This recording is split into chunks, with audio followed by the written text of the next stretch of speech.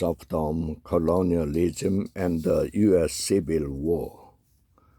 The war was about slavery, and slavery was driven by the history of global greed. Of course, the U.S. Civil War was about slavery, and everyone knew it at the time.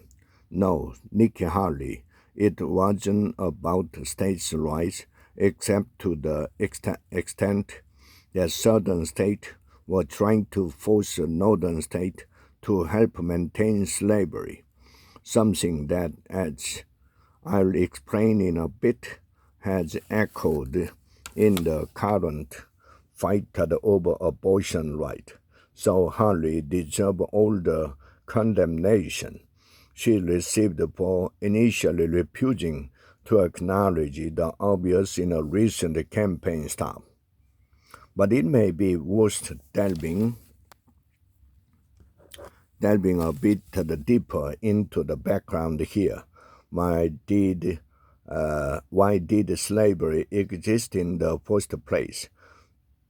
Why was it confined to only part of the United States? And why were slaveholders willing to start a war to defend the institution, even though abolitionism was still a fairly small movement and they faced no imminent risk of losing their chatters. Let me start with an assertion that may be controversial. The American system of chattel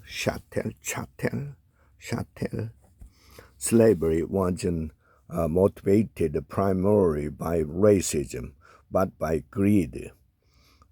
Slaveholders were racist, and they used racism both to justify their behavior and to make the enslavement of millions more sustainable. But it was the money and the inhumane greed that drove the racist system. Yes, the serfdom wasn't reimposed for reasons that aren't entirely clear. And such slaves became a hugely important financial asset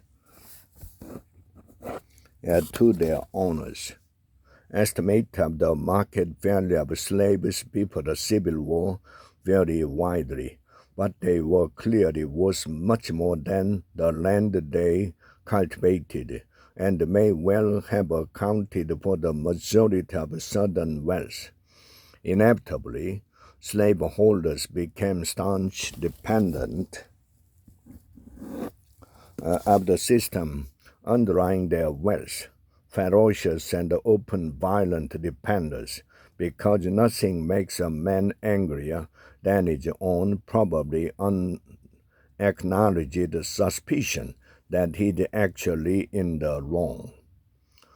This should sound familiar, since the Supreme Court had overturned Roe v. Wade, states that have banned abortion have grown increasingly frantic over the ability of women to travel to states where abortion rights remain.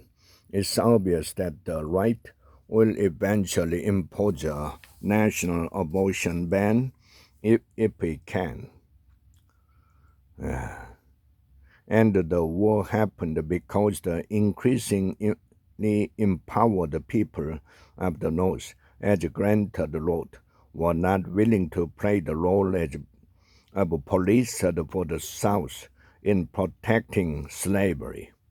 So yes, the U.S. Civil War was about slavery, an institution that existed solely to enrich some men by depriving others of their freedom.